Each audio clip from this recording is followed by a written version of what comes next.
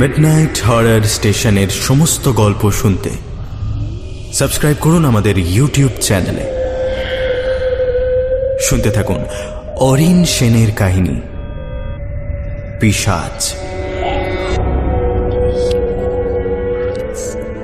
প্রেত আমাদের ভয় দেখায়, কিন্তু কেন? কখনো ভেবে দেখেছেন প্রেত আমাদের খেয়ে নিতে পারে তার উদর পূর্তির জন্য, রক্তপান করতে পারে তার তৃষ্ণা নিবারণের জন্য, কিন্তু ভয় দেখিয়ে কি লাভ হয় তার? নাকি আসলে এই ভয় দেখানোর পেছনে আরো গভীর কোনো উদ্দেশ্য লুকিয়ে থাকে তার? তবে সেই উদ্দেশ্যের খোঁজ করতে গেলে আমাদের খুঁজে দেখতে হবে প্রেতের ইতিহাস। আজ তেমনই এক ইতিহাসের দিকে নজর রাখবো আমরা। ঠিক প্রেত নয়, এক পিশাচের গল্প শুনব। কেমন করে সে সৃষ্টি হলো, কেমন করে সে আজও জেগে থাকে কোনো অজ্ঞাত জলাভূমির আশেপাশে, এবং সব থেকে বড় কথা, কেন সে ভয় দেখায়। শুনতে থাকুন অরিন সেনের কাহিনী পিশাচ।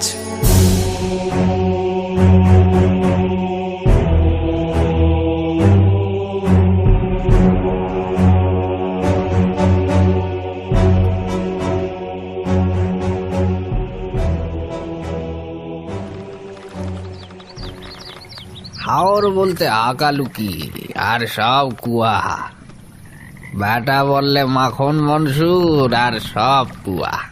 বিড়িতে দুটো টান দিয়ে বলে ওঠে আব্দুল মিয়া। তারপর টুকরোটাকে হাওরের পানিতে ফেলে নৌকার দাঁড় টানতে টানতে আমার দিকে তাকিয়ে বলল, বুঝলেননি কথা, আমাকে ওই জেলার চারদিকে খাল বিল হাওর ছড়াইয়া আছে, কিন্তু আকালুকির মতো পানি আর কোথাও দেখন যায় না। বিকেলের পড়ন্ত সূর্যের আলোয় চারিদিকে তাকিয়ে আব্দুলের কথার বিরোধিতা করার কোনো কারণ খুঁজে পেলাম না।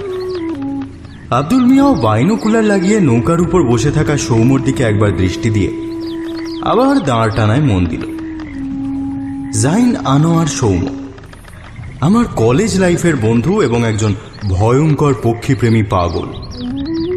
মাঝখানে 2 বছর তার সঙ্গে আমার যোগাযোগ ছিল না বললেই চলে। তাই এই বছরে পাগলামিটা ঠিক কোন পর্যায়ে পৌঁছেছে সেটার আন্দাজ ছিল না। থাকলে আমার ফ্ল্যাটে বসে 1 সপ্তাহ আগে যখন আইডিয়াটা বেরিয়েছিল সৌম্যর মাথা থেকে, তখনই পত্রপাঠ বাতিল করে দিতাম। কিন্তু সে প্রায় নাছোড়বান্দা। চল না ভাই, 3-4 দিন ছুটি নিলে তো চাকরি চলে যাবে না। আর জানিস ওখানে ব্লু উইং টিলের রেকর্ড আছে গত সেপ্টেম্বরে, মানেটা বুঝতে পারছিস? কলেজে থাকতে ওর পাল্লায় পড়ে আমাকেও বাইনোকুলার ব্যাগে ঝুলিয়ে মধুপুর বাকরগঞ্জে কয়েকবার যেতে হয়েছিল। সেই পাপের শাস্তি যে এভাবে এত বছর পর আমার উপর নেমে আসবে তা ভাবতে পারিনি। শেষ চেষ্টা হিসেবে বলে উঠলাম, কিন্তু আমি যতদূর শুনেছি হাওড়ে পাখি আসে শীতকালে, এখন তো সব পানির নিচে, কদিন পরে গেলে হয়তো আরো বেশি পাখি পেতিস। দোষ, তুই এখন অ্যামেচার। ব্লু উইং টিল আসে নর্থ আমেরিকা কিংবা পশ্চিম রাশিয়ার উত্তরাঞ্চল থেকে। শীতকালটা এখানে কাটিয়ে গরম পড়ার আগেই বাংলাদেশ ছেড়ে পালিয়ে যায়। গত বছর এক ভদ্রলোক সেপ্টেম্বর মাসে একটা ছবি তোলেন হাকালুকির হাওড়ে। ছবিটা অস্পষ্ট, কিন্তু বোঝা যায় যে রংটা নীল এবং পাখিটা হাঁস জাতীয়। এটা ব্লু উইং টিল না হয়ে যায় না। যদি এটা সত্যি হয়ে থাকে তাহলে বুঝতে হবে পরিযায়ী পাখিদের চরিত্র বদলাচ্ছে। হয় এরা সময়ের আগেই এসে পড়েছে বাংলাদেশে, অথবা কিছু পাখি পাকাপাকি ভাবে এখানে থাকতে শুরু করেছে। আমার এই থিওরিটা পরীক্ষা করার জন্য হাওড়ে গিয়ে একটা ভালো ছবি তোলার চেষ্টা করাটা জরুরি। যারা আজকাল সুনামগঞ্জের টাঙ্গুয়ার হাওড়ে চড়ুইভাতি করতে যান তারা বুঝতে পারবেন না আজ থেকে কয়েক বছর আগেও ঢাকা থেকে সিলেট যাওয়ার রাস্তার কি অবস্থা ছিল।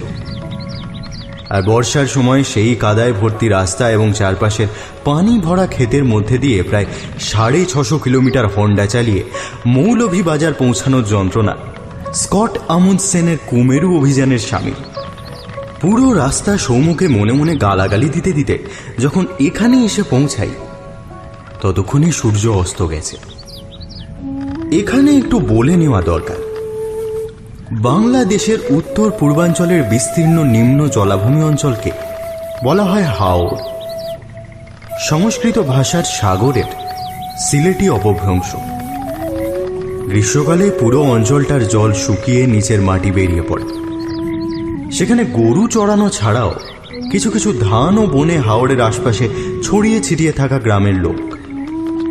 আর বর্ষাকালে যখন কুশিয়ারা নদী দিয়ে পানি নেমে আসে উত্তরের খাসি পাহাড় থেকে, তখন প্রায় 20 ফুট নিচে ডুবে যায় সব খালবিল আর মাঠ। কয়েকটা বেখাপ্পা চর শুধু জেগে থাকে সাগরের মাঝে দ্বীপের মতো। আজ সকাল থেকে আব্দুল মিয়ার নৌকাতে করে ঘন্টা দুয়েক হাওড়ের বুকে ঘুরেও ব্লু উইং টিলের দেখা না পেয়ে 9টা নাগাদ আমরা এরকমই একটা চরে নৌকো ভেড়ালাম। চরের ওপর জনা 50 জেলে অন্তত 15টা ত্রিপলের তাঁবু খাটিয়ে দিব্যি মেলা বসিয়ে দিয়েছে। ওদের দেখিয়ে আব্দুল মাঝি বলল, এই যত ব্যাটা দেখতেছেন কর্তা, সব ফেঞ্জুগঞ্জের রফিক মিয়ার লস্কর। রফিক মিয়া হাওরের ইজারা নিছে এইবার। এরা ভোর রাতে মাছ ধরে আর সকাল হইতে না হইতে নৌকা লইয়া বলায় ফেঞ্জুগঞ্জের মাউসা ঘরে। চলেন দেখি কিছু মাছ পাওয়া যায় কিনা। আপনারা হলেন গিয়ে ঢাকা শহরের মহাজন লোক, তাজা মাছ কোনোদিন দেখছেন কিনা খোদায় মালুম। আব্দুলের সঙ্গে একটা তাঁবুর দিকে হাঁটতে হাঁটতে জিজ্ঞেস করলাম, কি কি মাছ পাওয়া যায় মিয়া সাহেব হাওড়ে?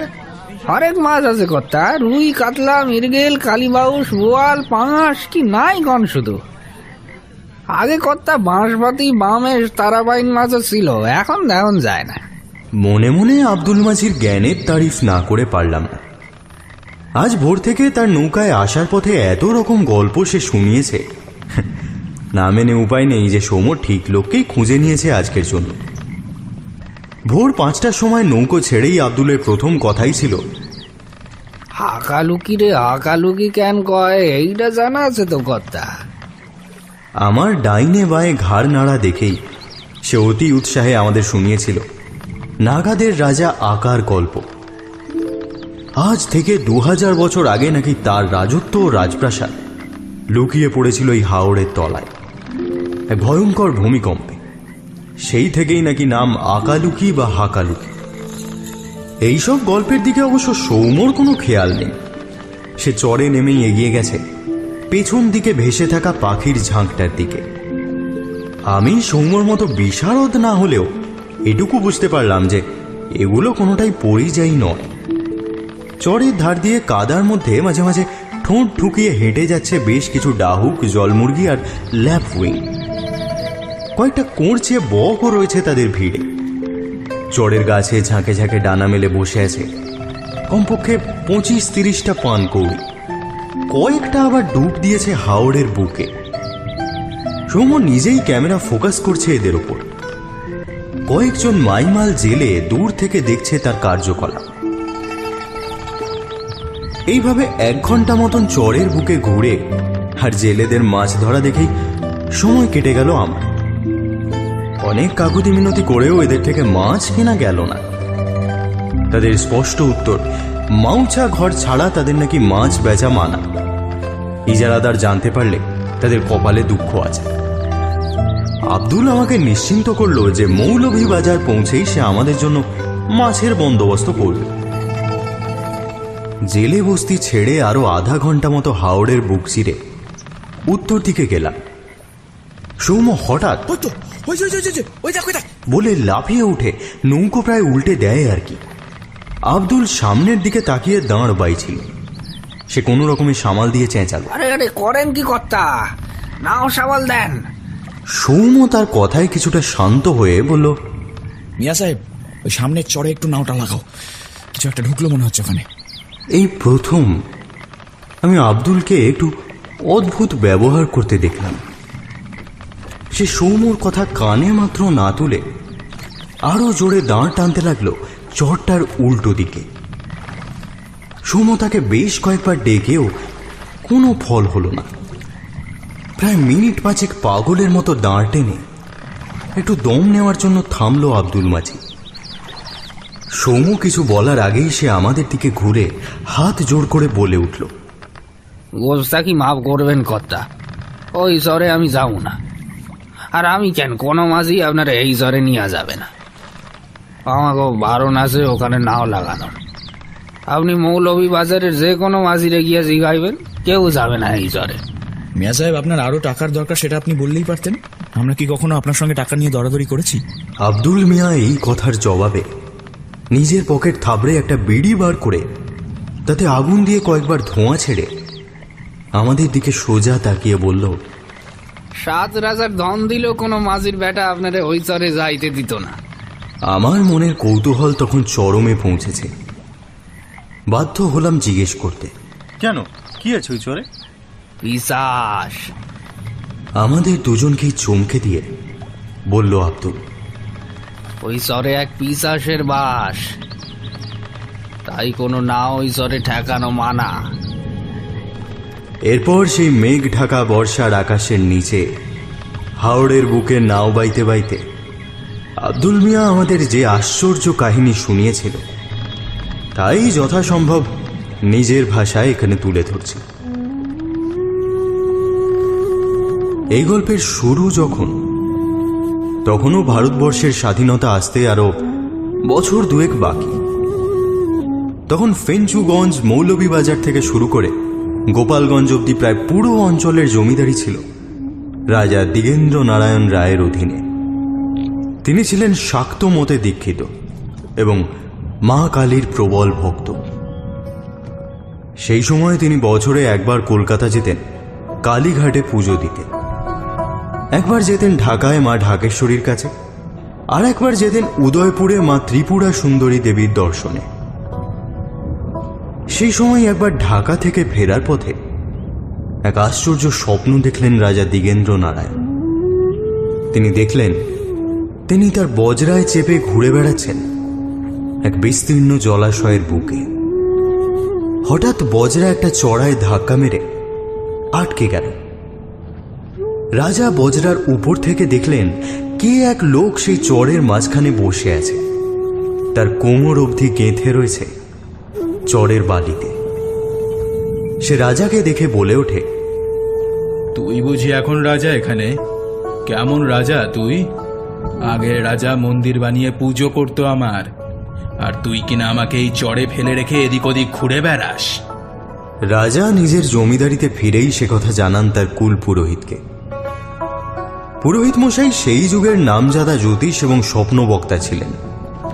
তিনি রাজার স্বপ্ন বিচার করে এই সিদ্ধান্তে এসে পৌঁছালেন যে রাজার জমিদারি যে জলমহাল হাকালুকি হাওড় জুড়ে ছড়িয়ে রয়েছে সেখানেই কোনো চরে রয়েছেন নাগা রাজা আকার পূজিত দেবতা কাল ভৈরব শিবের মূর্তি, যিনি নাগা রাজার প্রাসাদের সাথেই সমাধি নিয়েছিলেন হাওড়ের পল্লী মাটির নিচে।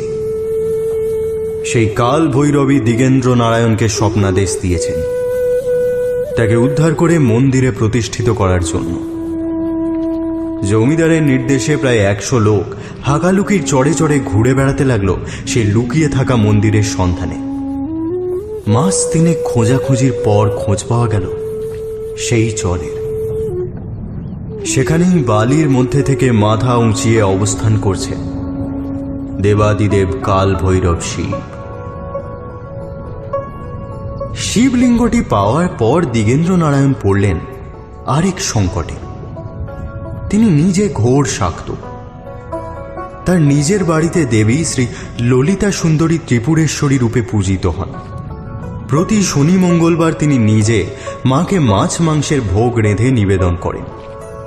তার পক্ষে সম্পূর্ণ নিরামিষাশী হয়ে মহাদেবের পূজা করা এক ধরনের তঞ্চকতা।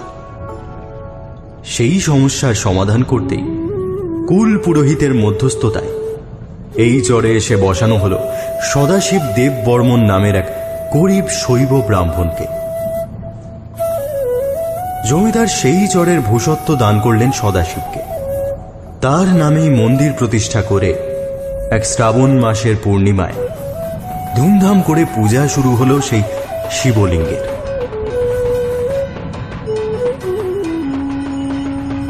সদাশিব ছিলেন নিপাট সাত্ত্বিক মানুষ। স্ত্রী ও একটি বছর 8 ছেলে নিয়ে তার সংসার। কামাখ্যার কাছেই নীলাচলে ছিল তার আদি পূর্বপুরুষের ভিটে। কিন্তু কামাখ্যা দেবীর মন্দিরে হাজার পুরোহিত আর তান্ত্রিকের ভিড়ে যজমানি করে সংসার চালানো ক্রমে কঠিন হয়ে পড়ছিল সদাশিবের পক্ষে। তার উপর স্ত্রী বিমলাও ঠিক সেই যুগের পতিব্রতা সুশীলা মহিলা ছিলেন না। দক্ষিণা আদায় কোনোদিন কম হলে সেই দিক থেকেও বিস্তর গঞ্জনাযুক্ত সদাশিবের কপালে। তাই তার দেশজ ভাই যখন সিলেটের জমিদারের শিব মন্দির প্রতিষ্ঠার কথা তাকে জানায়, তখন তিনি আর দেরি করেননি। মন্দির প্রতিষ্ঠার পর শরতের শেষে হাওড়ের জল নেমে গেলে সদাশিব কিছু চাষ শুরু করে চরের আশেপাশের নিচু জমিতে। জমিদার নিজেই হাল বলদ দান করেছিলেন সদাশিবকে, আর মন্দিরের দর্শন করতে আশেপাশের গ্রাম থেকে যারা আসতো তারাও ঠাকুরমশাইয়ের জন্য তাদের জমি থেকে ধান, আলু, নানান রকম শাকসবজি নিয়ে আসতো। জমিদার মশাইও প্রতি মাসেই সিধে পাঠাতেন সদাশিব ও তার পরিবারের জন্য। তাতেই তিনজনের সংসার চলে যেত। বিমলাও আর কথায় কথায় তার স্বামীকে গাল পারত না। সারা সকাল মন্দিরের পুজো নিয়ে ব্যস্ত থাকার পর সদাশিবের দুপুর কাটত ক্ষেতের কাজে। বিকেলে সে বসে বসে দেখত কিভাবে তার চালের ওপর গজিয়ে ওঠা কুমড়োর লতার মতো তার ছেলে বিশ্বেশ্বরও ধীরে ধীরে বেড়ে উঠছে।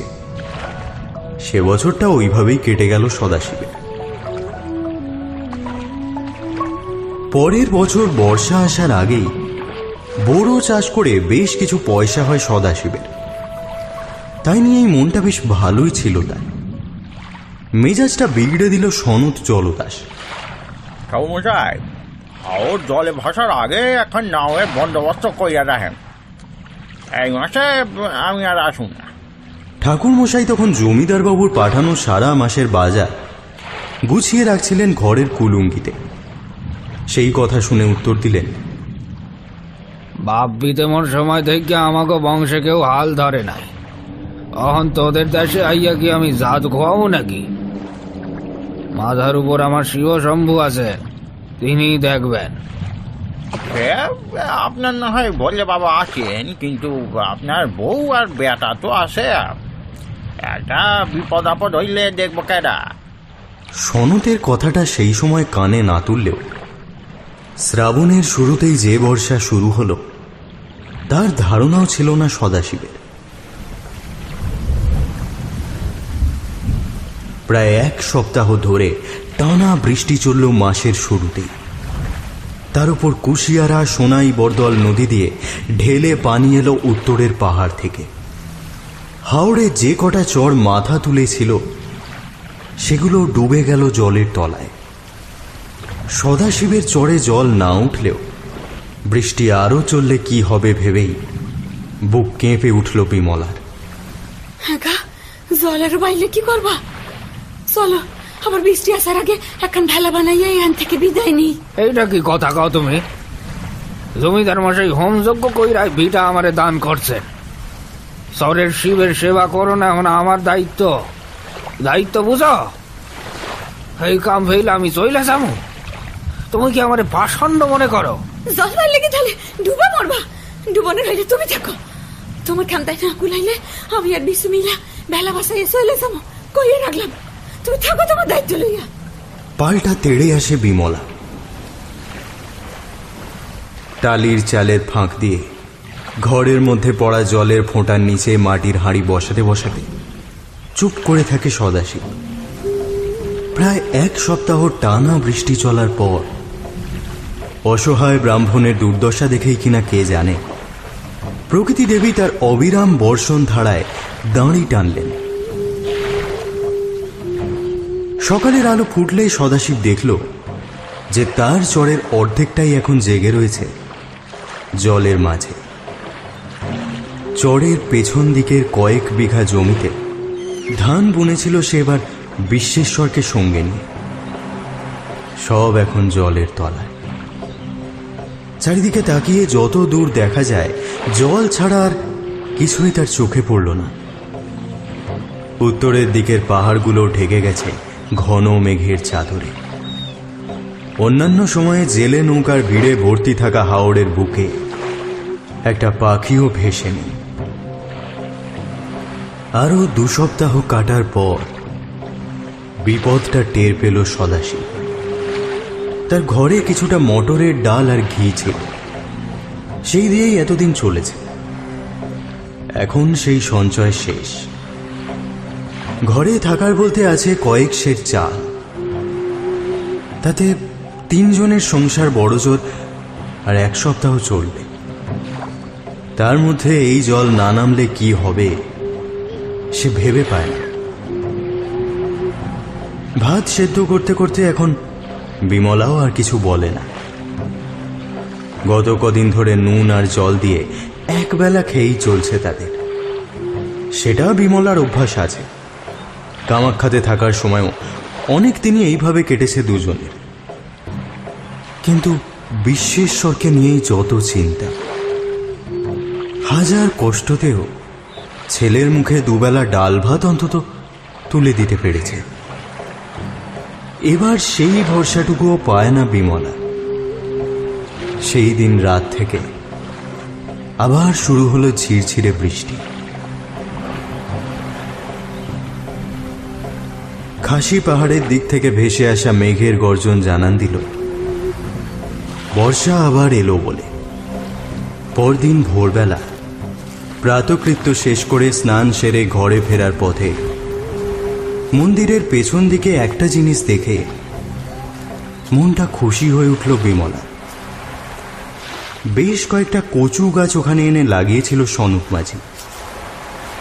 তারই কয়েকটা বেশ বড় হয়ে উঠেছে। যাক, আজ শুধু ভাত খেয়ে পেট ভরাতে হবে না 3 জনকে। কচুটা মাটি থেকে তুলে ফেলতে পারলে অন্তত 4 দিন তাদের চলে যাবে। বিমলা জানে ব্রাহ্মণের দ্বারা মাটি কুপিয়ে কচু তুলে আনা সম্ভব নয়। ও কাজটা তার ঘাড়েই এসে পড়বে।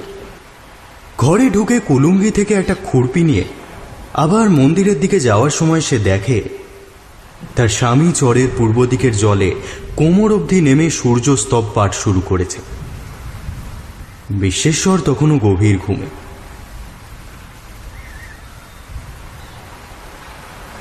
ঘুম থেকে উঠতে এখন বেশ বেলাই হয় বিশ্বেশ্বরে। সারাদিন ঘুমোলে পেটের খিদে কম টের পায়।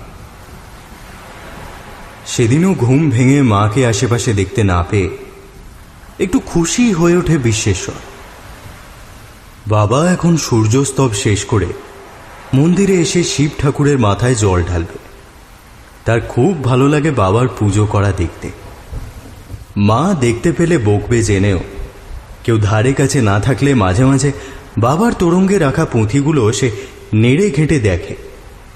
বাবা একবার ধরতে পেরে খুব বকেছিল তাকে। তোমার অনবইতা হয় নাই বিশ্বেশ্বর। তুমি কোন সাহসে আমাকে বংশের এইসব ধন সম্পদ লইয়া খেলা করো? শিব শম্ভুর সাপ লাগবে তোমার, মহাপাতকী হইবে এই কইয়া রাখলুম। তাই বাবার কাছে যাওয়ার সাহস হলো না বিশ্বেশ্বরের। সে মাকে খুঁজতে লাগলো। মা সকালবেলা ভাত রাঁধে না, দুপুরে হাঁড়ি চড়ে উনুনে, খেতে খেতে বিকেল। মাও সকালবেলা ঘরেই থাকে, কিন্তু এখন নেই। সে ঘরের বাইরে খুঁজতে বেরিয়ে পড়ল। কখনো কখনো মা সকালবেলায় হাওড়ে জলে নাইতে যায়। জলের ধারে গিয়েও কিন্তু মাকে সে খুঁজে পেল না। খুঁজে পেল মন্দিরের পেছনে কয়েকটা কচু গাছের সামনে। সেখানে খুরপি হাতে নিয়ে পড়েছিল বিমলার প্রাণহীন শরীর।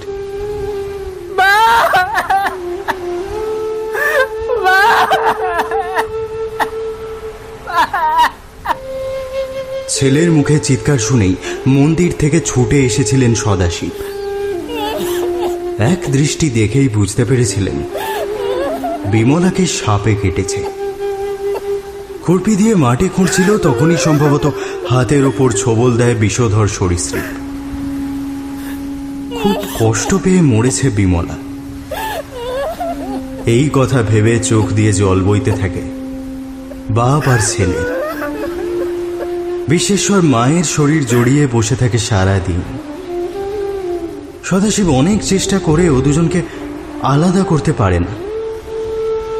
মায়ের বুক থেকে ছেলেকে আলাদা করার শক্তি সদ্য স্ত্রীহারা ব্রাহ্মণের ছিল না। সেও বসে থাকে বিমলার শরীরের পাশে। এইভাবেই রাত নামে চরের বুকে। পরের দিন সকালে সদাশিব উদ্যত হয় বিমলার শরীর দাহ করতে। সারা রাত কাঁদতে কাঁদতে ঘুমিয়ে পড়েছিল বিশ্বেশ্বর। তাকে কোলে করে ঘরের বিছানায় শুইয়ে সৎকারের প্রক্রিয়া শুরু করতে। এখানেও সমস্যায় পড়ে সদাশিব। চরে কোনো গাছ বলে বস্তু নেই। ছোটখাটো ঝোপঝাড় যা আছে টানা বৃষ্টিতে ভিজে তা ব্যবহারের অযোগ্য। বাংলাদেশের দক্ষিণে সাপে কাটা ব্যক্তিদের জলে ভাসিয়ে থাকার প্রচলন থাকলেও গোঁড়া শৈব ব্রাহ্মণের সেই সংস্কার মানতে বাধে। সে কোনো ক্রমে চড়ার পশ্চিম দিকের বালিতে একটা গর্ত খুঁড়ে বিমলার মৃতদেহকে শুইয়ে দেয়। মন্দিরের পেছন থেকে সেই শরীর কাঁধে নিয়ে এগোনোর সময় তার বারবার মনে হতে থাকে যেন তিনি নিজেই আজ শিব। চারিদিকের প্রলয়ঙ্কর দক্ষ যজ্ঞের আয়োজনে প্রাণাহুতি দেওয়া সতীর শরীরকে কাঁধে তুলে নিয়ে তাণ্ডব নৃত্যের দিকে এগিয়ে চলেছেন। সে নৃত্যের তালে ডুবে যাক এই চর, আবার নিমজ্জিত হোক এই চরাচর বিশ্ব সংসার সৃষ্টির আদিতে সেই কারণ সমুদ্রে। নিজের শরীরের সমস্ত শক্তি নিঃশেষিত করে বেশ কিছু ঝোপঝাড় প্রায় ঘণ্টাখানেকের চেষ্টায় একসাথে করে আনে বালির গর্তে শোয়ানো সতীর ওপর। মন্দিরে তখনও পুজোর জন্য আসা কিছুটা ঘি ছিল। সেই পাত্রটা নিয়ে আসে সদাশিব। দেবতার নিমিত্তে আসা ঘি। জল দিয়ে ভাত মাখতে মাখতে কতদিন বিমলা বলেছে একটু ঘি তার হেসেলে দিতে। ধর্মসাক্ষী করে মন্দিরের দায়িত্ব নেওয়া ব্রাহ্মণ পারেনি সে কাজ করতে। কিন্তু আজ সে বিমলার সারা শরীরে পরম মমতায় লেপে দেয় সেই ঘি। সমস্ত আয়োজন সম্পন্ন করে অতি কষ্টে মন্দিরে রাখা কিছু পাট কাঠিতে আগুন জ্বালিয়ে জোর করে বিশ্বেশ্বরকে টেনে এনে মুখাগ্নি শুরু করলেন ব্রাহ্মণ। চরের বুকে স্পষ্ট সংস্কৃতে উচ্চারিত হল বেদ মন্ত্র। কাশ্যপপুত্রায় বিমলা নাম্নায় প্রীতায় মম মাতু প্রথমে হানি বিক্রমে দেখা সংস্কারার্থম প্রেতাগ্নি সন্ধাগ্ন।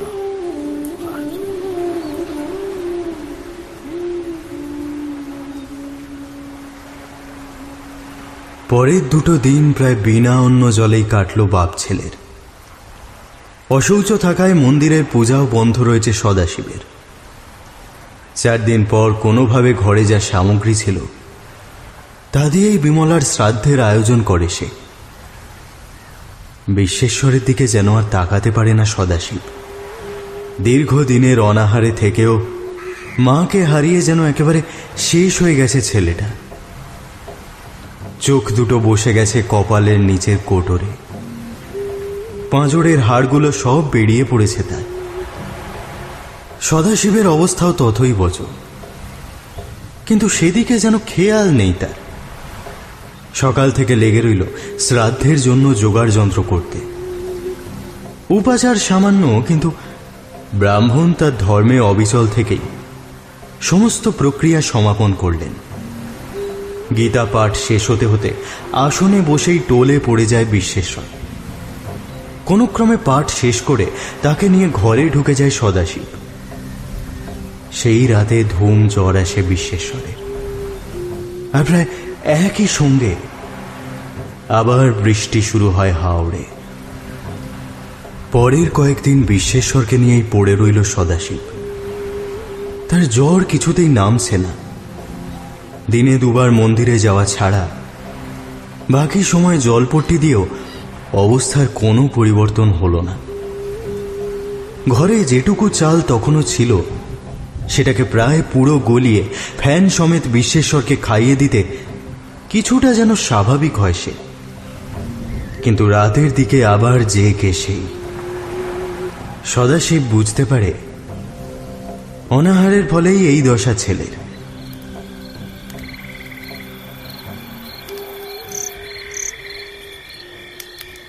ভোরের দিকে কিছু একটা আওয়াজ শুনে হুঁশ ফিরেছিল বিশ্বেশ্বরে। কোনো রকমে চোখের পাতা খুলে দেখে তার বাবা ঘরের কোণে কিছু একটা রান্না চাপিয়েছে। তারপর আবার বিছানায় এলিয়ে পড়ে সে। বিশু, বিশু ওঠ বাবা, ওঠ বিশু, ওঠ বিশু। সদাশিবের বারবার ধাক্কায় আবার জ্ঞান ফেরে বিশ্বেশ্বরে। সে দেখে তার মুখের মধ্যে গরম কিছু একটা আস্তে আস্তে খাইয়ে দিচ্ছে তার মা। সে অস্ফুটে মা বলতে গিয়ে চেতনা ফিরে পায়। দেখে মা নয়, তার বাপ তার মুখের সামনে খাবার ধরে আছে। খাইয়া নে বাপ, একটু কষ্ট কইরা খাইয়া ল। জল নাই যাইব আর কয়দিনে, তখন আবার ভাত খাস বাপ। তখন এইটাই খা, খা। এটা কি বাবা? হাওড়ের জল একটু নামছে রে বাপ। বাঁশের একটা জ্বরে একটা ইঁচড় পাইছি, এইটাই বানাইছি তোর লাগা। একটু কষ্ট কইরা খাই গেল। খুব ধীরে ধীরে বাপের হাতে তৈরি খাবারটা খেয়ে নেয় সে। খাওয়ার পরেই আবার ঘুমের কোলে ঢলে পড়ে। রাতেও সদাশিব আরেকবার বিশ্বেশ্বরকে জাগিয়ে যত্ন করে খাইয়ে দিল। কপালে হাত দিতে মনে হলো জ্বর কিছুটা বাগে এসেছে। মনে মনে ইষ্ট দেবতা মহাদেবের উদ্দেশ্যে প্রণাম জানায় সদাশিব। তার অসীম করুণাতেই আজ মনের জোর পেয়ে বিশ্বেশ্বরের খাবার জোগাড় করেছে সে। পরদিন রাতে বেশ কিছুটা সুস্থ দেখায় বিশ্বেশ্বরকে। বিছানার উপর উঠে বসে কোনোভাবে, দেখে ঘরের কোণে তার বাপ উনুন ধরিয়েছে। বাইরে বৃষ্টির আওয়াজ আর শোনা যাচ্ছে না, তার বদলে যত রাজ্যের ব্যাঙ ডাকছে এক ঘেঁয়ে সুরে। একটা ব্যাঙকে বোধহয় সাপে ধরেছে। সাপের কথা মাথায় আসতেই মায়ের কথা মনে পড়ে যায় বিশ্বেশ্বরে। কান্না দলা পাকিয়ে ওঠে তার গলায়। সেই আওয়াজ শুনেই উনুন ছেড়ে বিছানার পাশে এসে দাঁড়ায় সদাশিব। বিশ্বেশ্বর খেয়াল করে যে বাবা একটু খোঁড়াচ্ছে। ওর পায়ে কি হয়েছে বাবা? কিছু না, পাশের চরে যাওয়ার সময় পায়ে এখন ঘা লাগছে, জলে ডোবা এখন গাছে। তুমি মায়ের কথা ভাইবা কাইন্দ বুঝি, কাইন্দ না। তোমার মা ভাগ্যবতী, শাখা সিঁদুর নিয়ে স্বর্গে গেছেন। তুমি মনটারে শক্ত করো। বাবা তুমি আর সর সাইরা যাইও না বাবা, তুমি আর সর সাইরা যাইও না। আমার একা থাকতে ভয় করে বাবা। ধরবোকা, সরের শিব থাকতে ভয়ের কি আছে? আচ্ছা আমরা হাওড়ের মাছ ধরে খাইতে পারি না বাবা? হাওড়ে তো অনেক মাছ আছে, খাইতে পারি না হাওড়ের মাছ? এইটা কেমন কথা কও তুমি? তোমারে আমি পুরাণের গল্প শুনাই নাই? বিষ্ণুর প্রথম অবতার হইলেন মৎস্য। তার শৃঙ্গে নাও বাঁধাইয়া তিনি মনু রাজা আর সপ্ত ঋষিরে মহাপ্লাবনের থেকে উদ্ধার করছিলেন। আর তুমি তারে খাইতে চাও? এই ভাব চিন্তা কখনো আনবা না মনে। আর কিছু বলে না বিশ্বেশ্বর। সে দেখে বাবা খুঁড়িয়ে খুঁড়িয়ে আবার উনুনের দিকে এগিয়ে যাচ্ছে। বিশ্বেশ্বর ভোরবেলা একটু শরীরে বল পেয়ে বিছানা ছেড়ে উঠে দেখে তার চৌকির পাশেই মাদুর পেতে ঘুমোচ্ছে বাবা। একটু খেয়াল করতে দেখতে পায় বাবার হাঁটুর ওপরের অংশটা মায়ের একটা পুরনো লাল শাড়ি দিয়ে খুব জোরে বাঁধা। বাবার দিকে তাকিয়ে কষ্ট হয় তার। সাঁতার জানে না তার বাবা, তবুও তার জন্য খাবারের জোগাড় করতে হাওড়ে গিয়ে ছোট পেয়ে এসেছে। আজ সে বাবাকে যেতে দেবে না। সে নিজে ভালোই সাঁতার জানে, দরকার হলে সে নিজে পাশের চড়ে গিয়ে যা পায় নিয়ে আসবে। এই ভেবেই দরজা খুলে বাইরে বেরিয়ে আসে সে। বাইরে বেরিয়ে যে দৃশ্য সে দেখে, তাতে মাথায় হাত দিয়ে চৌকাঠে বসে পড়ে বিশ্বেশ্বর। হাওড়ের জল নামেনি, বরং বেড়ে গেছে। যে মন্দির ছিল চরের একদম মাঝ বরাবর, তার চাতালেও প্রায় জল এসে পৌঁছেছে। সেই বিরাট চরের মাঝখানটাই কেবল জেগে রয়েছে। জেগে রয়েছে শুধু তাদের কুঁড়ে ঘরটা আর মন্দিরটা। চারিদিকে অন্য কোনো চর দূরে থাক, ধূসর জল ছাড়া আর কোনো কিছুর অস্তিত্ব নেই। সে বুঝতে পারে কোনোভাবেই তার সাঁতার না জানা বাপের পক্ষে এই জল পেরিয়ে ভরা বর্ষায় এঁচড় পেড়ে আনা অসম্ভব। সে বুঝতে পারে কেন রাতের আঁধারেই খাবার রাঁধে তার বাপ, কেন তার ঘুমন্ত বাপের হাঁটুর ওপরের অংশে মায়ের লাল শাড়ির পট্টি জড়ানো, কার অস্ফুট আর্তনাদের শব্দে কদিন আগে তার ঘুম ভেঙে গেছিল। ব্যাপারটা বুঝতে পেরে মাথাটা যেন ঘুরে যায় বিশ্বেশ্বরে। সে স্পষ্ট বুঝতে পারে তার তলপেটের ভিতরটা যেন প্রচণ্ডভাবে গুলিয়ে উঠেছে। একবার ঘুরে ঘরের ভেতরে দেখতে গিয়ে আর নিজেকে সামলাতে পারল না সে। হড়হড় করে বমি করতে লাগলো দরজার ওপরে চৌকাঠে। অবিশ্ব, কি হয়েছে তোর? কি হয়েছে? জেগে ওঠা সদাশিবের প্রশ্নের জবাবে কিছু বলার বদলে আবার বমি ছিটকে বেরোয় বিশ্বেশ্বরের গলা থেকে। কোনোভাবে নিজের শরীরটাকে টেনে নিয়ে দৌড়াতে শুরু করে সে। পেছন থেকে একটা গলা বলে ওঠে, যাস নে বাপ, বাপ রে, আমার কথাটা শুনে যা রে বাপ। আরে আরে বিশু! হাওড়ে জলে একটা ঝাঁপ দেওয়ার শব্দ জেগে ওঠে।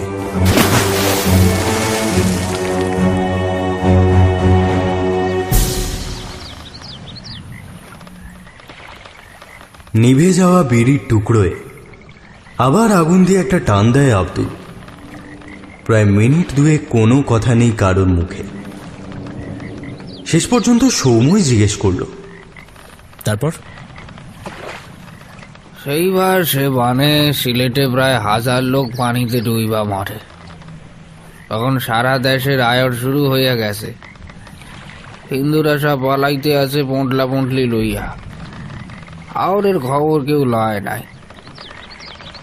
প্রায় 1 মাস পর বাণী আরো নামলে এক জেলে নৌকা সেই চরে নাও লাগায়। তারা দেখে যে ঘরের চৌকাঠের কাছেই বইড়া রয়েছে সদাশিবের তেবাসি মরা। তার কিছুটা কাকে খাইছে, কিন্তু পায়ের অতখানি মাংস কোন জানোয়ারে খাইছে তার সন্ধান কেউ দিতে পারে না। ঠাকুরের বউ আর ছেলের খোঁজও তারা পায় নাই। এহেন চরের ধারের গ্রামে কখনো কখনো সদ্য গোড় দেওয়া কবরের মাটি খোঁড়া হয়েছে এমন দেখা যায়। কেউ যেন রাতে আইয়া কবর খুঁড়া মাংস খুঁজে বেড়ায় ওই চরের আশেপাশের গ্রামে। 4 মাস আগে এক কাবালিক সাধু আইছিল ওই চরে ঘাঁটি গাড়বো ভাইবা।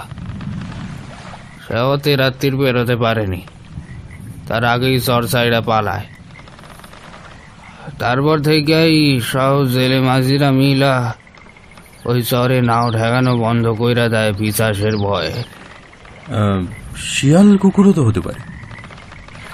কথাটা বলে যেন নিজেই নিজের মনকে প্রবোধ দেওয়ার চেষ্টা করি। না কর্তা বাবু, এই জলমহলের দেশে শিয়াল নাই, আর কুত্তার অত সাহস হয় না। এক কথায় আমার ভ্রম ভেঙে দেয় আব্দুল। তার দাঁড় আবার আওয়াজ তুলল হাওড়ের পানিতে। কিন্তু তুমি ওই বন্যা থেকে বাঁচলে কি করে আব্দুল? সৌম্যর হঠাৎ এই প্রশ্নে আমরা দুজনেই চমকে উঠি। প্রশ্নটা যার উদ্দেশ্যে করা, সেই আব্দুল মাজিদ থতমত খেয়ে তাকিয়ে থাকে সৌম্যর মুখের দিকে। কি কইলেন কর্তা? তুমি যে হাওড়ের বুকে ঝাঁপ দিলে, তারপর কি হলো? এরপর যেটা হলো সেটার জন্য আমরা কেউই তৈরি ছিলাম না। হাউ হাউ করে কেঁদে ওঠে আব্দুল মাজিদ। কি করব, কি করে তাকে থামাবো কিছুই বুঝতে পারছি না। এমন সময় সৌম্যই আমাকে কিছু বলতে বারণ করল। প্রায় মিনিট 3 কাঁদার পর একটু যেন ধাতস্থ হলো বছর 60-এর লোকটা। 2 হাতের তালু দিয়ে চোখ মুছতে মুছতে শেষ অব্দি মুখ খুলল আব্দুল। ঠিকই ধরছেন কর্তা, আমি সেদিন আমার বাপের ওই জ্বরে ফেলা হাওড়ে ঝাঁপ দিই। কতক্ষণ সাঁতার কাটছিলাম ওনার মনে আসে না। পরে একখান কলা গাছের টুকরা পাই, তাতে জড়াইয়া ভাসতে থাকি। ভাসতে ভাসতে কবে ডাঙা পাই তাও জানি না। মৌলভী বাজারের মসজিদের এক মৌলানা আমারে উদ্ধার কইরা তার ঘরে আশ্রয় দেন। আমার ততদিনে স্মৃতিভংস মতো হয়েছে। এই মৌলানাই আমারে সুন্নত দেন, আকিকা কইরা নতুন নাম রাখেন। প্রায় 3 বছর লাগে আমার স্মৃতি ফিরতে।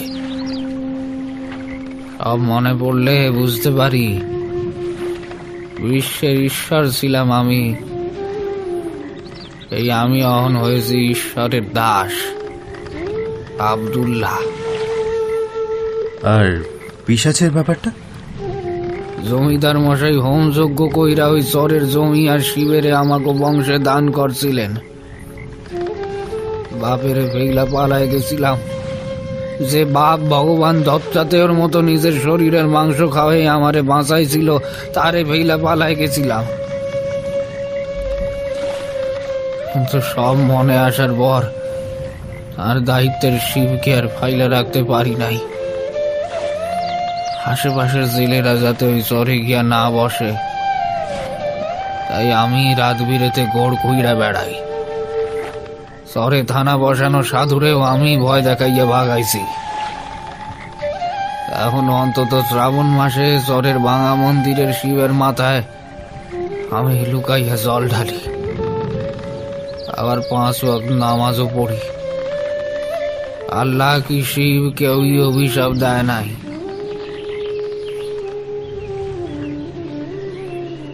বাইকে চেপে ঢাকা ফেরার পথে সৌম্যকে জিজ্ঞেস করেছিলাম, আরে তুই কি করে বুঝলি যে আব্দুলই বিশ্বেশ্বর?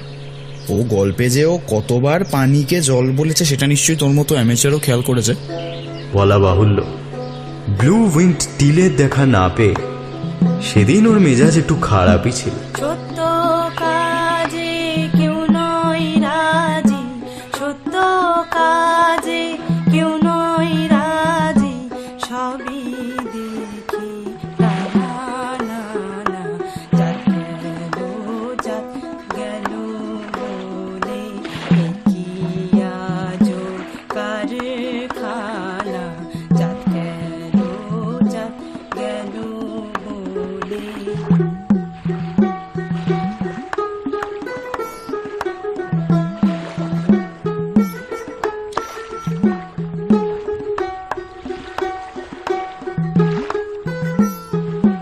আসবার কালে কি যাচ্ছিলে, এসে তুমি কি জাত নিলে, আসবার কালে কি যাচ্ছিলে, এসে তুমি কি জাত নিলে, কি জাত হবে যাবার কালে, কি জাত হবে যাবার কালে, সে কথা ভেবে বলো না।